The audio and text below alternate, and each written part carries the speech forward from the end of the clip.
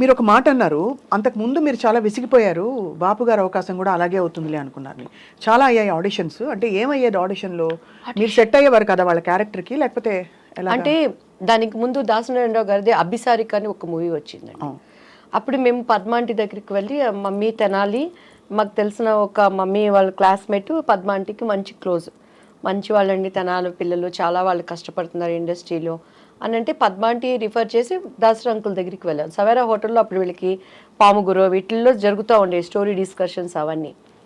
ఏమి చేస్తారు, మాట్లాడేవాళ్ళు, కింద నుంచి పెద్ద చూసారు, ఒడ్డు పొడుగు బాగుంది అమ్మాయి అనేవాళ్ళు, స్టోరీ మంచి క్యారెక్టర్ అండి అనేవాళ్ళు, కొంచెం మీరు బయట కూర్చోండి అమ్మాయితో మాట్లాడతాం అనేవాళ్ళు. మా అమ్మాయికి ఇటు చూసేదాన్ని నేను, ఇంకంతే.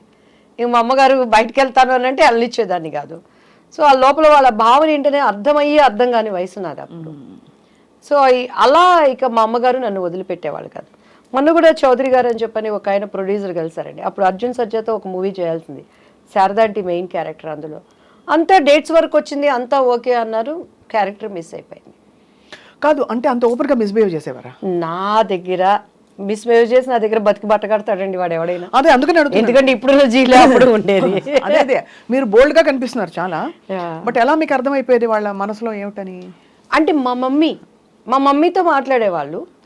మమ్మీ అమ్మాయి చిన్నపిల్లండి, తను ఫ్రెండ్లీగా మంచి ఆర్టిస్ట్ అండి, మా అమ్మాయిలో టాలెంట్ ఉందండి అని అలా అనేవాళ్ళు. ఇంటికి వచ్చినాక డిస్కషన్ జరుగుతుంది కదా, నన్ను బాగా రెచ్చగొట్టేది మా అక్క అయితే, చూడు నువ్వు చేయాల్సిన క్యారెక్టర్ అమ్మాయి చేసింది చూసుకోండి, నా చేసుకోండి, నాకేంది, నేను ఎప్పుడు ఏ క్యారెక్టర్ పోయిందని ఏడ్చింది లేదండి. ఈవెన్ దో మిస్టర్ బెళ్ళానికి కూడా బాపు గారు, రమణల గారు, రాజేంద్ర ప్రసాద్ గారికి ఇప్పుడు ఒక మనసు ఉంది, మన ప్రతి ఒక్కరికి ఒక అంతరాత్మ అనేది ఉంటుంది. ఈవెన్ ఆమెనికి కూడాను వాళ్ళ గుండె మీద చేసుకుంటే మినిమం మ్యాక్సిమం ఎక్స్ట్రీమ్ ఈ క్యారెక్టర్ అమ్మాయి అయితే బాగుంటుందని చెప్పని ఎంత ప్రయత్నం చేశారు, ఎంత ప్రయత్నం చేశారు. నేను ఆయనకి సారీ కూడా చెప్పాను, రాజేంద్ర ప్రసాద్ నా భవిష్యత్తును గురించి జరిగిన విషయాలన్నీ ఆయనకి చెప్పాము, ఏం లేదు ప్రాబ్లం.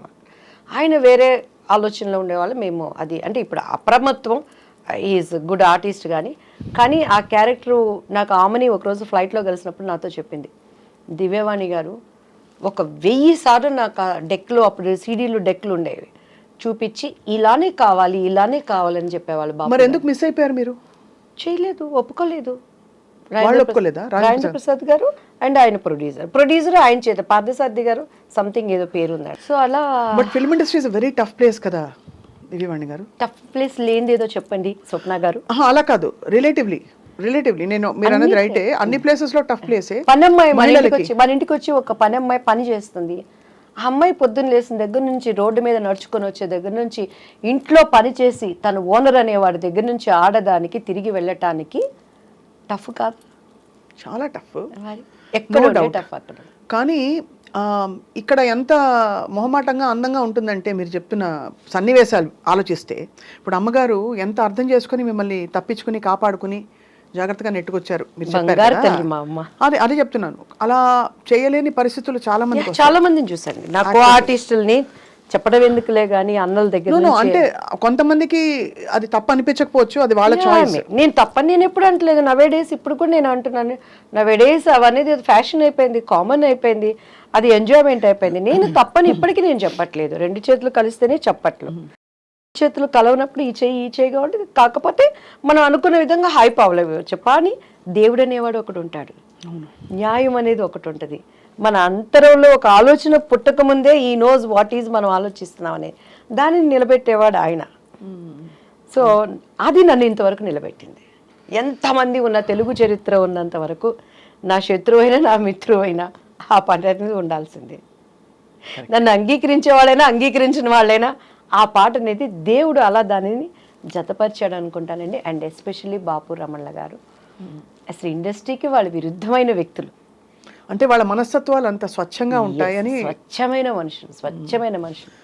నాకు జరిగిన అన్యాయానికే మళ్ళీ పాపం వాళ్ళు పెళ్లి కొడుకు మూవీ తీసి అందులో నాకు తెలిసి లాస్ వచ్చింది. అదే అప్పుడు బంగారు పిచ్చి కానీ విజయ నిర్మల్ గారు చేసిందనమాట.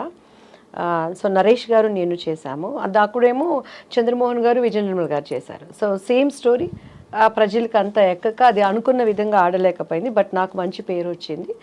దానికోసము వెంకటరమణ గారు తన పక్కనున్న సైటుకి అప్పుడు ఫైనాన్షియల్ దీనికి బాపు గారు ఇచ్చేశారు. అంత స్నేహబంధం వాళ్ళకి. వాళ్ళు అసలు చూస్తే రిలేషన్స్ అనుకుంటాం కానీ స్నేహితులు అనేది చాలా రోజుల వరకు నాకే తెలియదండి. సో అన్నీ ఉన్న విస్తరాకు అణిగి మణిగి ఉంటుంది అనడానికి. అవును, ఇండస్ట్రీలో ఉండే పద్ధతులకి విరోధమైన వాళ్ళు అండ్ నాకు మనసున్న మనుషులు. నేను బాపు గారితో న్యూ ఇయర్ టైంలో ఆటలు కూడా ఆడాను ఆయనతో. మొన్న కూడా రోజా ఒకసారి దుబాయ్లో బాపు గారికి లైఫ్ టైమ్ అచీవ్మెంట్ అవార్డు ఇస్తున్నప్పుడు చెప్పింది, ఒక ఆడది అందగత్తె అంటే ఎన్ని అవార్డ్స్ రివార్డ్స్ వచ్చినా బాపు బొమ్మ అనేది అది ఒక క్రెడిట్. అది దివ్యవాణి కొట్టేసింది. నాకు చాలా జెల్సీగా ఉండేది. ఫుల్ లెంగ్త్ నేను క్యారెక్టర్ ఆయన దగ్గర నేను చేయలేకపోయాను. అఫ్కోర్స్ ఆ తర్వాత నేను అదేంటి ఒక మూవీ చెప్పిందండి ఎన్టీఆర్ గారిది ఏదో, దాంట్లో నేను ఒక సాంగ్ చేశాను నేను అని చెప్పాను. అది అంటే ఆడవాళ్ళంటే అందరూ అందమే, అందరూ బాపు బొమ్మలే. ఎస్పెషలీ బాపు బొమ్మ అంటే ఆయన జనరేషన్స్ ఎంతమంది చేసిన, అవును, వాణిశ్రీ గారు వాళ్ళు చేసిన, నా జనరేషన్స్ ఎంతమంది చేసిన, ఆమెని నేను ఎంతమంది, నా తర్వాత జనరేషన్ చార్మి వాళ్ళు మిగతా వాళ్ళు ఎంత చేసిన, బాపు బొమ్మ అంటే దివ్యవాణి. అది నా ఇంటి పేరుగా మార్చబడింది కదా, అదే నాకు దేవుడిచ్చిన ఒక ధన్యత అండి. అదే మరి చారెడు బారెడు పిడికెడు గుర్తుందా? పిడికెడు నల్లని కురులు బారెడు. ఆ జడ పట్టుకున్నప్పుడు మీరు చూడండి, ఆ షార్ట్లో చూస్తే నా కళ్ళన్నీ ఎర్రగా ఉంటాయి అనమాట. అప్పటికే ఒక యుద్ధం అయిపోయేది నా మీద, ఇన్ని నిందలు ఏడ్చి ఏడ్చి ఏడ్చి షార్ట్ రెడీ అనగానే వెళ్ళిపోయేది అనమాట. మళ్ళీ అట్లా మీ డైలాగ్ మేము వాడేసుకుంటుంటాం, చెంగల్పట్టి శాంతారాం అంటే మీరే కదా. అదోటి అమ్ముకుట్టి అమ్ముకుట్టి మనసిలాయో కిట్టమూర్తి కిట్టమూర్తి తెలుసులే ఓయ్ ఓయ్. అందులో కూడా రమణ గారి ట్యాగ్ ఉంటుందండి ఆ సాంగ్స్. అండ్ అందులో స్వప్న గారు నా జీవితానికి నేను అనునించుకునే డైలాగుల్లో ముఖ్యమైనది, అండ్ రాజేంద్ర ప్రసాద్ గారు చెప్తారు ఒక డైలాగు. నేను అక్కడికి వెళ్ళి డ్యాన్స్ నేర్పిస్తూ అక్కడ ఉన్నప్పుడు మంచి చెడులు రాసులు పోసుకొని ఉండవట.